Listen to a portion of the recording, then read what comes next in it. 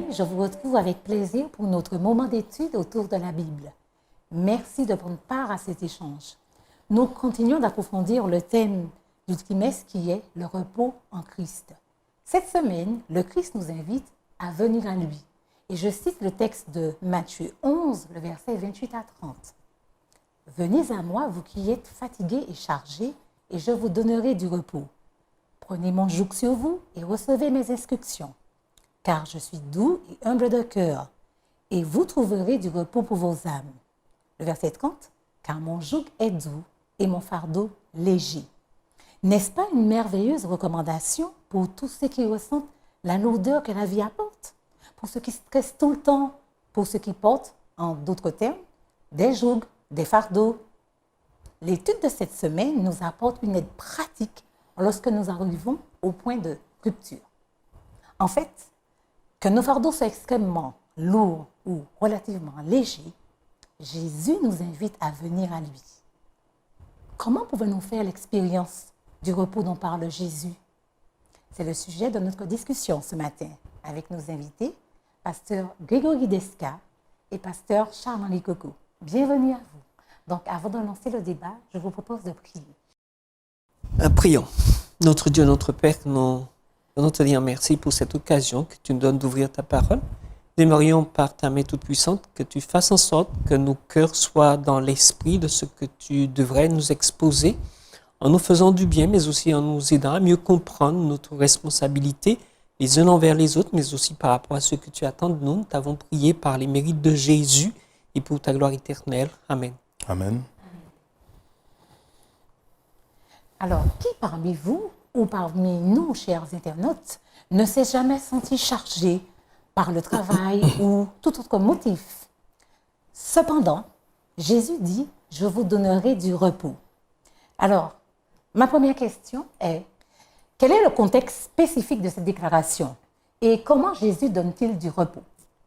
Alors, dans le chapitre 11, où le texte de base pour cette semaine a été tiré, lorsqu'on remonte les quelques versets précédents, notamment à partir du verset 20, c'est vrai que Jésus a l'occasion d'attirer l'attention des autres sur certaines villes, même faire des reproches, le texte dit, puisque certaines villes de la Galilée avaient eu l'occasion d'être témoins de grands miracles qu'il avait pu opérer, d'écouter des messages de la part de Jésus, du Maître lui-même, et on constate que finalement ces personnes sont demeurées incrédules, aveugles, sont restées sur leur position.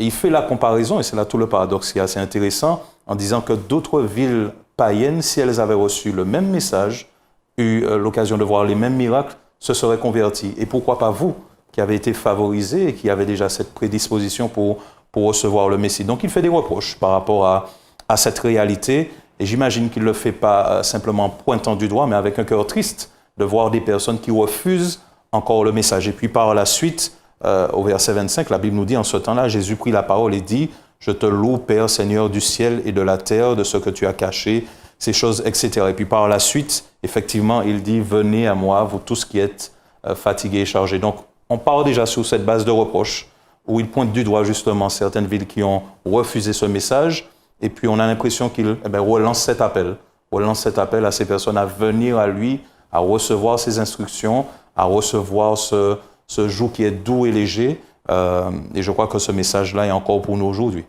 Donc, est-ce que c'est une façon de dire que ce que vous avez vu, ces miracles, ils sont vraiment réels, puisque Jésus, ces personnes le voyaient en chair et en os? C'est certain. Pourquoi? Parce qu'en fait, dans l'incrimination, dans tous les cas sur le doigt pointé, sur les villes impénitentes, Jésus cherche plutôt à, non pas à condamner comme on pourrait le prétendre, on pourrait le dire, mais beaucoup plus à réveiller la conscience. Puisque, à la fin, comme l'a dit le pasteur Desca, à la fin, il les relance. Il le relance dans l'esprit de la repentance, de la conversion, de la recherche véritable de la face de Dieu. Donc, il y a c'est vrai, le fait de dire dans quel état sont ces personnes qui habitent ces villes-là, mais il leur donne la possibilité, comme on dit, il leur ouvre une porte, une fenêtre pour qu'ils puissent s'engouffrer et là retrouver cette relation qu'il leur propose dans les propos qu'il tient sur les 3 derniers versets de ce chapitre. Donc on a, c'est vrai, on doit pointer sur les points faibles, mais il y a quand même toujours auprès de Dieu la possibilité de revenir et de vivre une vie avec Dieu, une nouvelle vie. D'accord. Donc, tu as dit que Jésus nous ouvre une fenêtre. Donc, comment pouvons-nous apprendre à donner, déposer nos fardeaux au pied de Jésus et faire l'expérience du repos? C'est peut-être l'aspect ou le moment le plus difficile. Revenir à Dieu et lui faire une expérience avec lui. Parce qu'en fait, notre mode de vie, nos habitudes sont nos habitudes. C'est ce que nous produisons en sortant de nos entrailles. Et c'est extrêmement difficile de changer de mode de vie, de changer nos pratiques pour adopter les pratiques de quelqu'un d'autre qui contrarie, mais de faux en comble. Hein? Parce que l'évangile, c'est ça. L'évangile, quand il pénètre en quelque part, change tout, ça chamboule tout, si on me permet l'expression, ça bouscule l'être intérieur. L'extérieur, on peut adopter des attitudes qui n'ont rien à voir, hein, qui donnent l'apparence de quelque chose de bien, mais le fond n'est pas changé. Donc, là où la puissance de l'évangile est efficace, c'est dans la conscience de l'homme, c'est dans l'homme intérieur, à la source même de l'être humain. Et donc, à partir de là, il doit y avoir un changement. De toutes les façons, toute personne qui s'attable devant la Sainte Parole ou les Saintes Écritures n'est plus la même personne après. Qu'on ait accepté de suivre Jésus ou on a accepté de prendre le joug, c'est le mot qui est proposé, ou pas, on n'est jamais la même personne après. On a toujours quelque chose, si on n'a pas accepté, on a toujours quelque chose qui nous revient à l'esprit, tôt ou tard. Je donne simplement un exemple de la Bible. Le jeune homme riche qui vient voir Jésus, le gars, il est certain d'entrer dans le ciel. Et quand Jésus finit par déployer ce qu'il a à dire, il se rend compte que oui, c'est vrai, je pouvais y entrer, mais par rapport à ce qu'il me demande, non, je n'irai pas. Donc, l'évangile doit agir et agit, mais c'est à nous qu'il reste à prendre la dernière décision, le dernier mot nous revient à soit emboîter ou bien laisser Jésus faire sa cause tout seul. D'accord, mais je me pose encore des questions parce que tu viens de dire que l'évangile change. Et pourtant, quand on écoute ce que Pasteur Desca a dit dans sa première déclaration, quand il est retenu dans le contexte, l'évangile a été prêché et les gens apparemment n'ont pas compris et ce qui vient à cette déclaration de Jésus. Donc, il faudrait peut-être déjà être transformé et rencontrer Jésus. Alors, il faut prendre conscience, je ne sais pas qu'est-ce que le pasteur pourrait dire. Non, je crois que dans la fin de ce que tu as dit, dans ton discours, il appartient à l'homme, c'est à l'homme que revient le choix final. Oui. L'évangile a été prêché, des miracles ont été proposés, et je crois que des choses qui étaient suffisantes pour qu'ils puissent prendre une décision, mais ils sont restés encore sur l'opposition. Dans l'appel de Jésus, et c'est vrai que le verbe est à l'impératif, mais ça reste quand même une invitation. Venez à moi. Et donc, Jésus nous dit déjà qu'il a fait sa part, qu'il est prêt à faire sa part, mais nous aussi, on a un pas à faire vers lui. Donc, il dit, venez à moi. Il ne peut pas nous imposer ce repos. Ah. C'est à nous déjà de constater que, effectivement, il y a des choses qui me pèsent dans la vie, il y a des choses que je n'arrive pas à contrôler. J'ai essayé de maîtriser jusqu'à aujourd'hui, mais jusqu'à présent, je me sens débordé, submergé. Comment je vais faire pour m'en sortir? Jésus se présente comme étant la solution. Tu veux y arriver? Viens à moi. Permets-moi de prendre le contrôle dans ta vie, de diriger ta vie, de t'orienter, de te montrer la voie. Et ça va demander à l'homme quelque chose qui est difficile pour lui, c'est se lâcher prise. Se dire, ça veut dire que j'avais des projets, des plans, mais Jésus me propose autre chose qui peut-être ne va pas tout le temps me plaire, mais si je lui fais confiance, il faudra que je m'abandonne à lui. Et ça, c'est difficile pour l'être humain. Mais si on veut trouver le vrai repos, si on veut s'en sortir, il faudra passer par cette étape-là. Donc, c'est quelque chose de très concret que Dieu nous demande, mais il nous appartient, après avoir entendu l'invitation, de dire, est-ce que je fais ce pas? Est-ce que j'accepte vraiment d'être dépendant de Jésus, dépendant de sa volonté, de m'inscrire dans son projet, en croyant que ce qu'il veut pour moi, c'est ce qu'il y a de meilleur.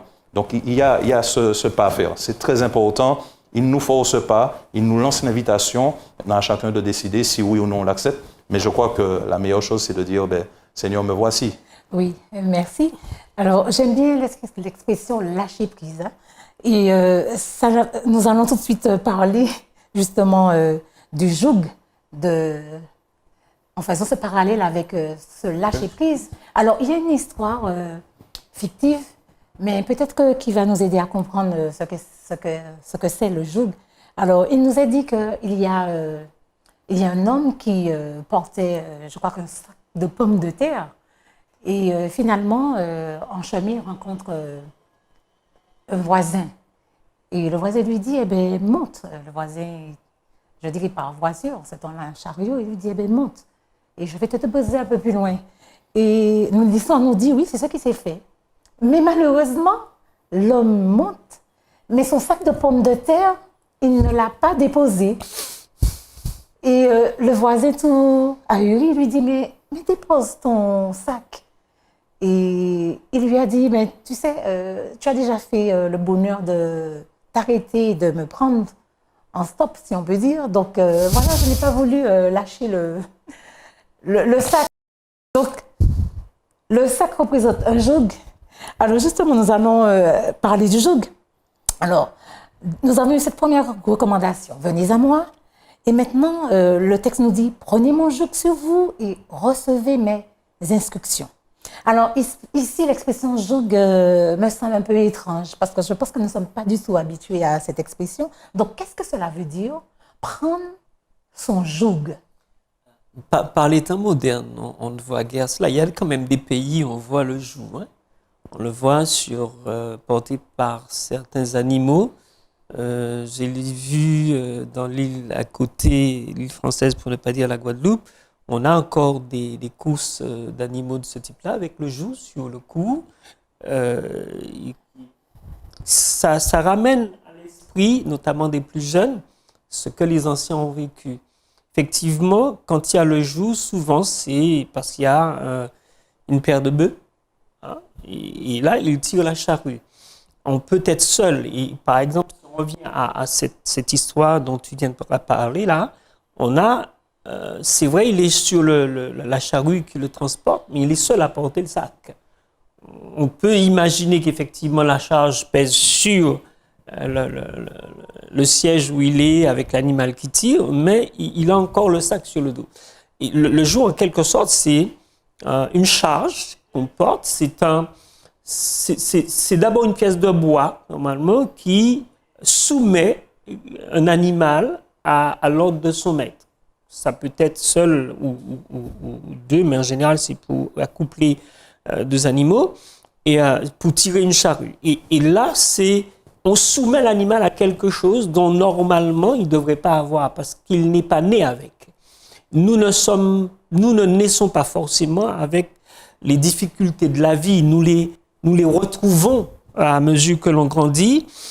C'est vrai que David a dit que ma mère m'a conçu dans le péché, je suis né dans le péché, mais l'enfant, quand il naît, il n'est pas un pratiquant du mal. C'est par la suite qu'il se retrouve mêlé. Donc, effectivement, la vie pratique de l'homme, à mesure qu'il prend de l'âge, il se retrouve à porter un joug qu'il n'est pas forcément à l'origine, puisque ce sont des propositions qui lui sont faites, soit il accepte, et on revient à ce qu'on disait tout à l'heure, ou alors il refuse. Et il prend le joug de ce que Dieu lui propose. Parce que quand il porte son joug, il porte le joug qui n'a rien à voir avec ce que Jésus lui propose ici, là, dans le texte. Mais quand il prend celui du Christ, il est obligé de déposer ce qu'il a, parce qu'il ne peut pas mettre les deux sur son cou. Permettez-moi l'expression de dire sur son cou. Hein. Il ne peut pas en même temps porter le joug de ce monde et porter le joug que propose Dieu. C'est pas possible. Il y a une grande différence entre les deux et je ne veux pas aller trop vite par rapport à la question, mais c'est une réalité. Le bonhomme, quand il monte sur la charrue, ou le chariot, ou le char, il aurait pu avoir l'esprit, le fait de poser la charge et d'être allégé. Mais il a préféré continuer. Et ça arrive à beaucoup de chrétiens, tout en voulant marcher avec le Christ, essayer de ne pas lâcher prise. Il veut à tout prix garder son truc, alors il ne peut pas résoudre le problème, il ne peut pas non plus suivre le Christ. Il ne peut pas s'asseoir sur des chaises, ce n'est pas possible.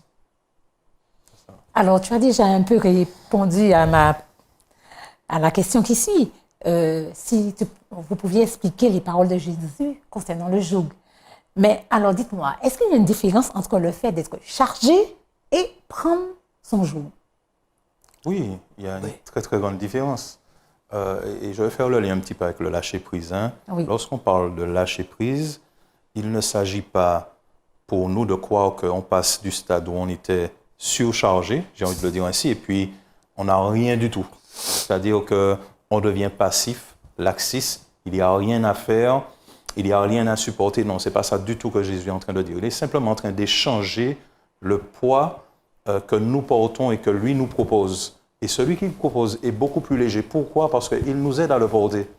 Et revenant à l'histoire que tu dis, s'il l'avait posé effectivement sous ce chariot, il aurait compris que la charge est beaucoup moins puisque c'est quelque chose qui me permet de le transporter. Donc il est toujours là, mais je ne suis pas seul. Il y a quelqu'un qui m'aide à pouvoir aller de l'avant. Jésus nous dit que son joug est léger parce qu'il nous fait savoir qu'on n'est pas seul, qu'il est là pour nous aider, pour nous supporter, pour utiliser aussi les personnes autour pour venir à notre aide. Parce que quelquefois on demande l'aide de Dieu, on espère quelque chose d'extraordinaire qui va sortir du ciel. Non, Dieu peut susciter une autre personne pour nous apporter de l'aide, un soutien, nous supporter, partager avec de la sympathie, de la compassion.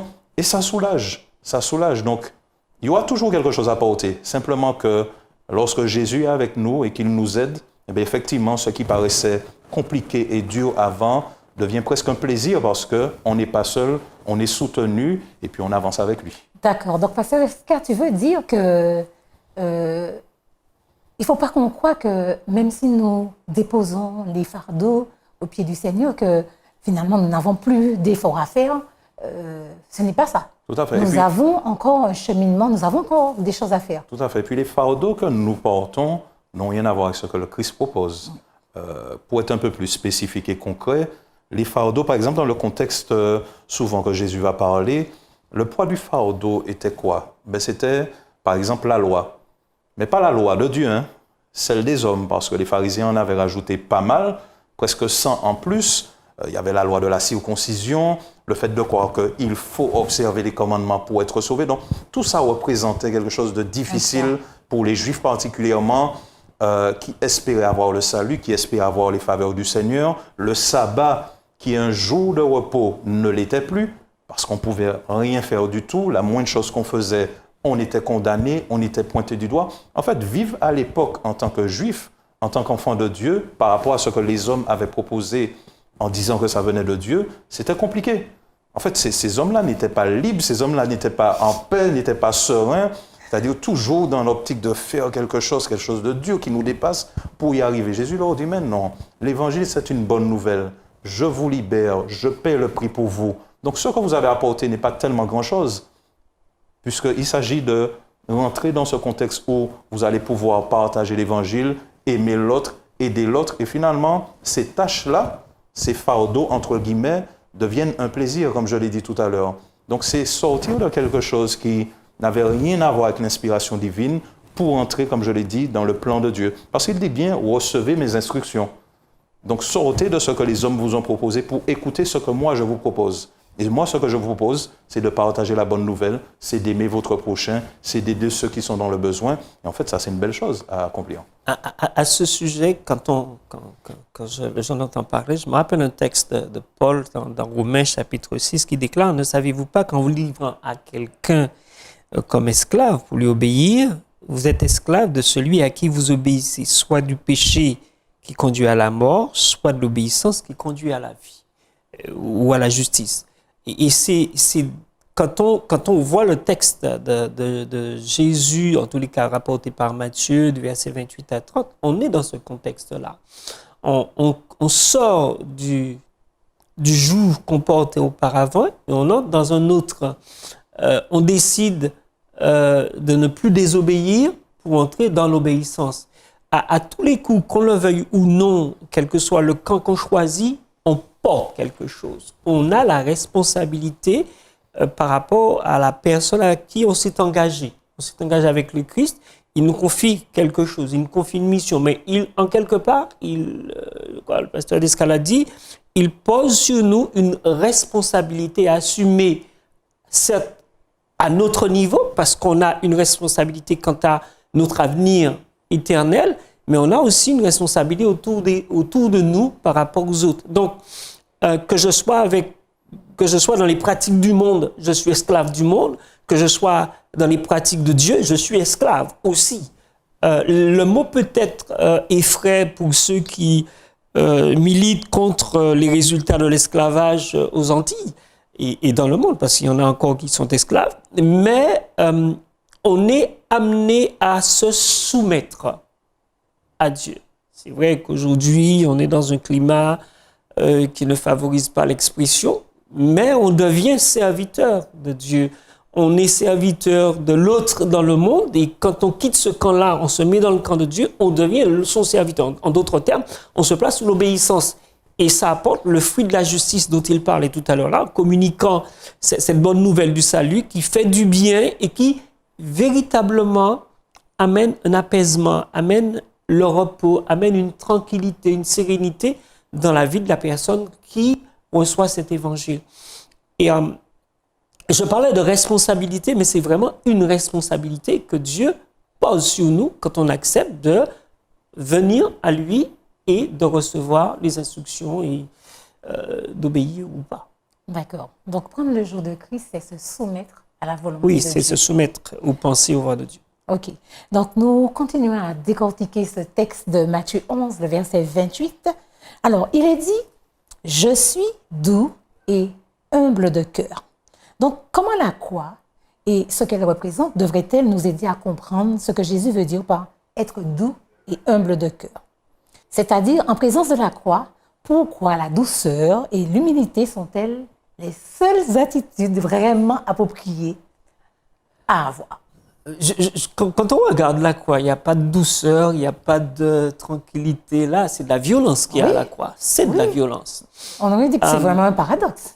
Oui, c'est-à-dire que quand on regarde ce qui se passe à la croix, il n'y a que ça qui nous vient à l'esprit, c'est de la violence, l'expression pour ne pas dire de la méchanceté, et c'est un meurtre. Mais en filigrane, quand on observe le Christ, on découvre autre chose. Il n'y a pas seulement de la douceur, comment tu as dit ça, de la douceur et de l'humilité. De l'humilité, il n'y a pas seulement cela, mais il y a l'immensité de ce que Dieu est qui est manifesté à la croix. Et c'est grâce à l'existence de l'amour qu'on va voir la douceur, qu'on va voir l'humilité. Et dans cette expression de la personne de Dieu à la croix, on a tout ce qui peut garantir le bien-être de l'homme. Tu as simplement évoqué la douceur et l'humilité. Il y a bien d'autres choses, comme Paul le dit quand il parle des fruits de l'esprit. Mais c'est parce que l'amour de Dieu est manifesté à la croix qu'on peut voir à travers cette violence qui est exprimée là, on peut voir la douceur, on peut voir l'humilité, on peut voir d'autres choses bien faites qui peuvent effectivement aider l'être humain. Donc, il y a l'humilité parce que Jésus a été humilié, mais c'est parce qu'il a accepté de s'humilier que l'humilité de Dieu apparaît et nous invite à la pratique de l'humilité les uns envers les autres, aussi bien que la douceur, parce que quand on voit ce qui se passe entre les deux hommes qui l'accompagnent, les violences des expressions qui lui sont envoyées, qu'il reçoit, et sa réaction par rapport à l'un d'entre eux qui va revenir sur ses pas, Jésus aurait pu virer l'homme. Non. Avec quelque chose d'extraordinaire, il lui dit « Ne t'inquiète pas, mon cher.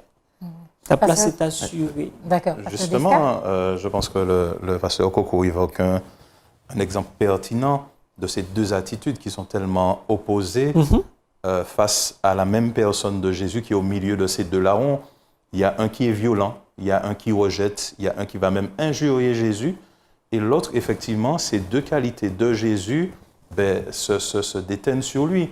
Il fait preuve d'humilité. Pourquoi? Parce qu'il dit bien, ne vois-tu pas que cet homme, lui, n'a rien fait, mais nous méritons. Il reconnaît que face à ce Jésus, cet homme innocent, mais j'ai vraiment besoin d'un sauveur. j'ai vraiment besoin de sauveur. Et c'est vrai que la douceur qui s'oppose au bruit, au heurt, à la violence, il n'en fait pas. En tous les cas, quand je lis le texte, c'est comme ça que je le conçois. Lorsqu'il fait cette prière, il dit « Souviens-toi de moi ». Il ne peut pas le dire en criant. Il ne peut pas le dire dans la violence. Il le dit avec douceur parce qu'il comprend bien que seul Jésus, alors qu'il est à l'article de la mort, il est sur la croix, il sait très bien qu'il ne lui reste pas beaucoup de temps, mais seul Jésus peut lui accorder cette paix. Alors il s'adresse à lui dans cette prière pour moi qui est tellement profonde et que j'imagine il a dû prononcer avec de la douceur parce qu'il reconnaît que en fait c'est toi seulement qui peux m'apporter cette paix. C'est toi seulement qui peux me permettre de partir tranquille et de savoir que lorsque tu reviendras, je serai avec toi dans le paradis. Donc effectivement face à la croix, ces qualités que Jésus a manifestées doivent pouvoir déteindre sur nous et nous permettre de vivre comme lui a vécu. D'accord. Donc, cela veut dire que nos premières qualités en tant que chrétiens devraient être de la douceur et beaucoup d'humilité. Beaucoup d'humilité au départ, ça c'est sûr. Oui, D'accord. C'est essentiel. D'accord. Alors, nous avons vu en amont la définition du joug, mais Jésus ajoute également dans sa déclaration que son joug est doux. Alors, on voit que le terme grec traduit doux par bon, agréable, utile, bienveillant.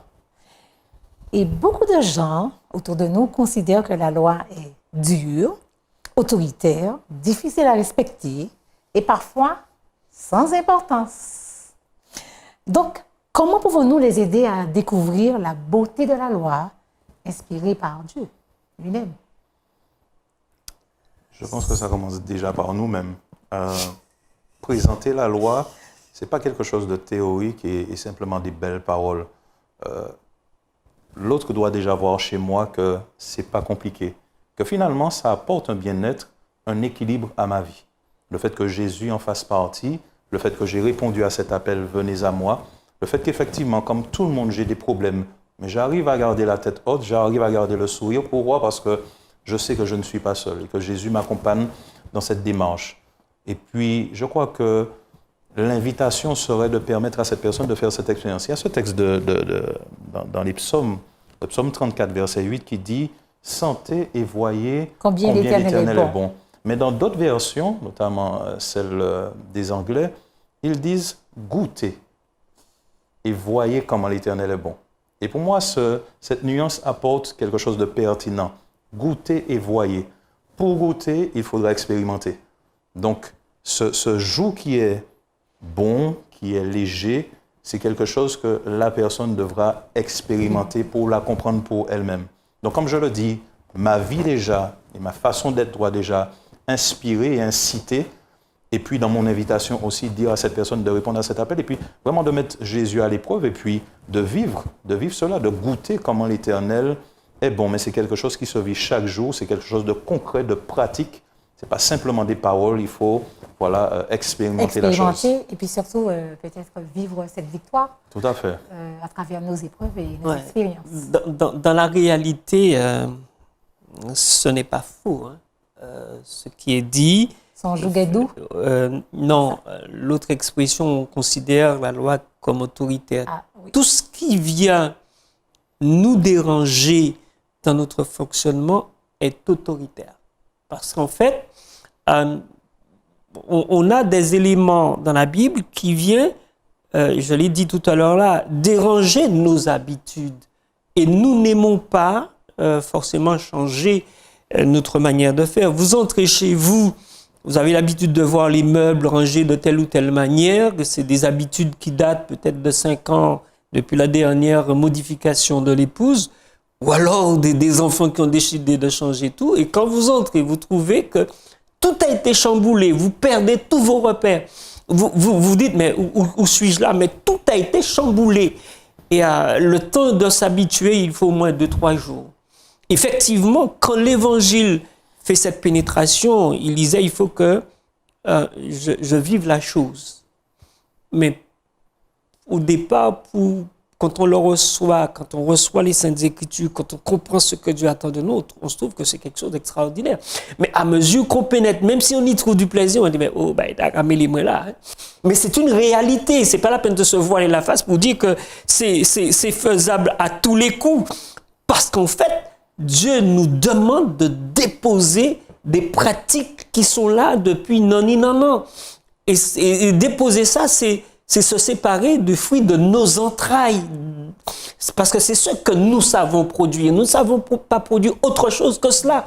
Et c'est à mesure que l'Esprit travaille dans nos profondeurs que les choses sont changées et nous amènent à être, ce qu'il disait tout à l'heure là, des témoins pour l'autre, à être des pratiquants qui expriment réellement ce que Dieu attend certes de moi, mais aussi de l'autre qui est en face de moi, qui ne l'a pas expérimenté. C'est en goûtant, et permettez-moi de dire, en dégustant la chose, oui, parce que goûter, oui, mais quand on déguste, on prend du plaisir.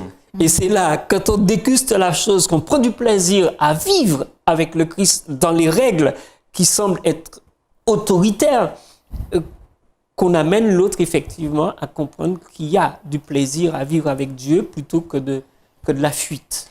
Il y a du plaisir. Mais est-ce qu'au fait, en réalité, nous ne chérissons pas le péché et tellement fort que nous n'arrivons pas à effectivement comprendre que le joug est doux et le fardeau peut être léger. Tu es une maman. Imagine-toi au pied du Seigneur. Imagine-toi que tu rentres à la maison ce soir et tu constates que le plus beau vase que tu as à la maison, l'un de tes fils les a cassés. Oui, ce qui s'est déjà produit. Tu vas te retrouver dans tous tes états. Et ça, c'est précieux pour toi. Mais le fait que le vase est cassé, et parfois on te dit même pas que le vase est cassé, tu fais le constat, en quelque part, tu sens qu'il y a quelque chose chez toi aussi qui s'en est allé. Et ça te met dans une situation, soit tu acceptes, tu pardonnes et tu continues la vie, ou alors tu te révoltes. L'évangile, quand il intervient plutôt dans notre vie, casse les choses.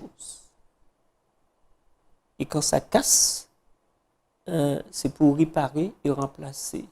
Et Dieu, quand il s'introduit dans notre vie, c'est pour nous débarrasser des contrariétés entre lui et nous. Ça peut ne pas être à notre niveau considéré comme quelque chose qui contrarie Dieu, mais quand Dieu t'ouvre les yeux et t'explique ce qui se passe entre lui et toi, il te montre que ça, c'est pas bon. Il faut t'en débarrasser. Et c'est seulement par l'action de l'Esprit que cet évangile-là va faire ce travail-là et te permet d'accepter que le vase soit cassé et remplacé. D'accord. Alors, nous poursuivons notre discussion. Alors, nous allons analyser le texte de Galates 5, le verset 1. Alors, ce texte dit, c'est pour la liberté que Christ nous a franchis. C'est pour la liberté que Christ nous a franchis. Demeurez donc fermes, ne vous laissez pas mettre de nouveau sous le joug de la servitude. Alors, paradoxe, qu'est-ce que cela signifie? Alors, intéressant que Paul, c'est lui qui s'adresse aux Galates, précise de ne pas vous mettre de nouveau. De nouveau, oui. Ce serait dommage d'être venu à Jésus, d'avoir répondu à l'appel et puis finalement, entre-temps, faire machine arrière. C'est perdre son temps et finalement, c'est pas intéressant. Mais je reviens au contexte encore qui est très important. Il s'adresse à des personnes qui ont reçu l'Évangile, qui l'ont accepté.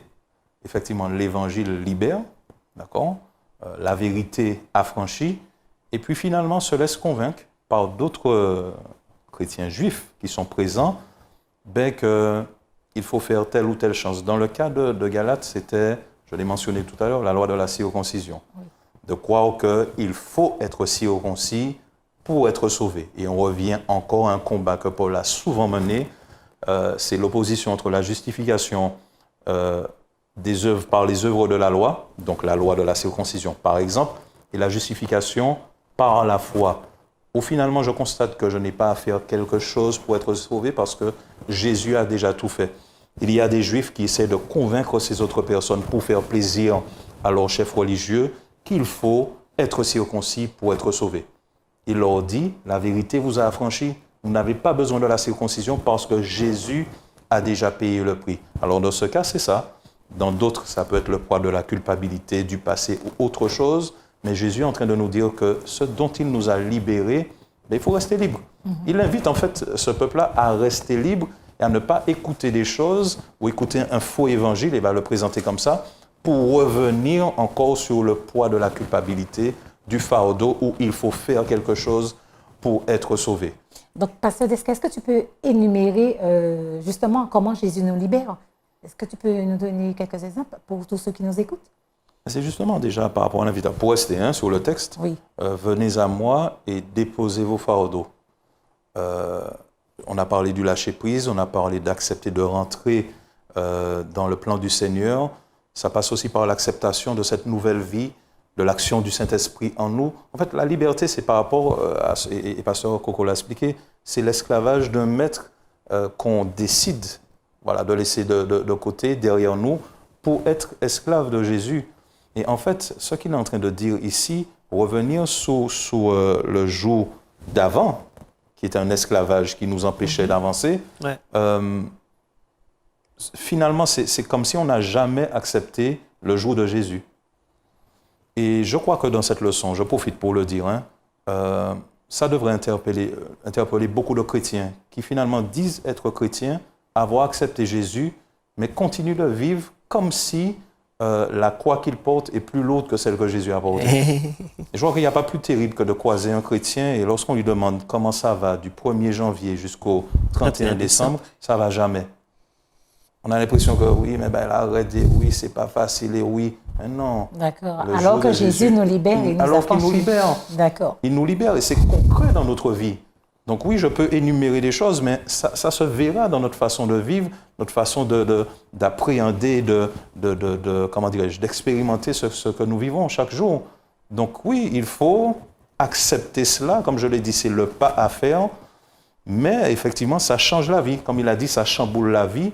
Et Jésus ne nous demande pas de remplacer quelque chose de bien par quelque chose de mauvais. Il nous, justement, fait un remplacement de quelque chose qu'on croyait bien et qui finalement n'est pas si bien que cela pour ce qu'il y a de meilleur. Eh bien, si c'est vraiment meilleur, ça doit se refléter dans notre vie, dans tous les aspects de notre vie. Merci. Alors, pour vraiment arriver à la fin de notre échange, alors nous aurons une dernière question. Alors, il y a une dernière déclaration de Jésus dans Matthieu 11, et cette fois-ci, c'est le verset 30. Alors, on utilise là l'image de porter un fardeau. Alors, je cite, « Car mon joug est doux et mon fardeau est léger. » Alors, comment le fait de porter les fardeaux les uns des autres nous aide-t-il à accomplir la loi de Christ? Ah, l'entraide entre nous. Il faut regarder la chose très humblement, porter les fardeaux les uns des autres, parce que quand je vais l'aider par rapport à une situation ou l'inverse, il faut que celui qui se porte au secours de l'autre sache que c'est chacun son tour. Il ne faudrait pas que je cherche à aider l'autre avec l'idée que moi, je suis à l'abri de ce qu'il est en train de vivre. Non, non. Et quand Paul le dit, c'est Paul qui dit ça, je crois, dans Galates, qu'il faut porter les fardeaux les uns des autres, c'est un travail mutuel. Et aller avec toute la douceur, la compréhension, parce que demain, ça pourrait être moi. Donc, dans ce contexte-là, il faut certes faire preuve de douceur, de compréhension, d'humilité, mais se dire qu'il arrivera certainement un jour que j'aurai besoin que quelqu'un agisse comme j'agis avec cette personne. Et la meilleure façon d'agir dans ce port de fardeau mutuel, c'est la vie du Christ, c'est l'expression de l'amour. D'ailleurs, Jésus l'a dit aux disciples au chapitre 13, « Aimez-vous les uns les autres ». Et quand on vit dans cette harmonie d'en haut, il n'y a aucun problème à aider l'autre à s'en sortir et à faire un bout de chemin avec lui pour lui permettre de continuer sa route comme il l'avait commencé, dans les bras ou en compagnie du Christ. Je sais que ce n'est pas si évident parce que quand on demande de l'aide, on se sent diminué. ne serait-ce qu'aller vers le Christ et lui demander de l'aide, on se rend compte que je m'étais toujours débrouillé. Aujourd'hui, il faut que je me tourne vers le Christ. Il en est de même quand il faut demander à quelqu'un, écoute, je voudrais que tu pries pour moi sur tel sujet. Je suis en train de me découvrir sous un autre angle, mais je permets à l'autre de voir que moi aussi, j'ai besoin de son aide, j'ai besoin de son secours.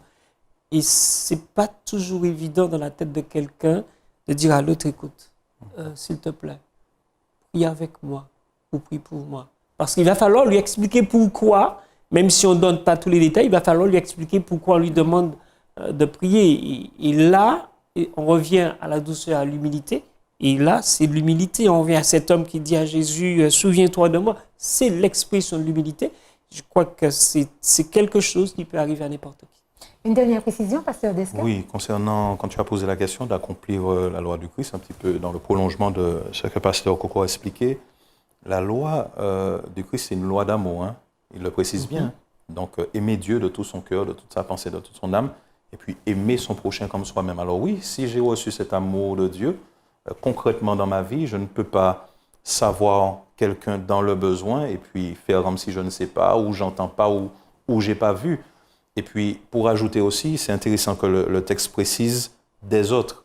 Les autres, c'est tout le monde. Oui. Ça, c'est facile d'aider quelqu'un qui m'a déjà aidé. C'est facile d'aider un membre de ma famille. C'est facile d'aider quelqu'un qui est dans mes petits papiers. C'est facile de faire ça. En Une fait, très j'ai bonne rien fait. connaissance ou surtout Une très bonne quelqu'un connaissance. qui t'a déjà fait du bien Qui m'a déjà fait du et bien. que tu renvoies. Des fois, c'est D'accord. presque, on a l'impression un dû. Hein? Bon, quand il aidé moi, il m'a aidé. Bon, je l'ai à nouveau. Non, les autres, c'est tout le monde. Tous ceux qui sont dans le besoin. Et j'aime bien ce texte dans Proverbe que Paul va réutiliser dans le livre des Romains, où il dit, si ton ennemi a soif, donne-lui à boire. S'il a faim, donne-lui à manger. Donc le prochain, c'est tous nos semblables, c'est tout le monde. Et Dieu nous invite à aimer tout un chacun, à aider et à supporter, et à aider justement à soutenir et à porter le fardeau de l'autre. Merci. Merci, pasteur Desca. Merci, pasteur Coco. Nous terminons sur cette note positive. Oui. Donc, si vous voulez bien, nous allons prier. Donc, encore une fois, hein, merci pour toutes ces lumières apportées sur ce sujet. Je reprends le texte de base.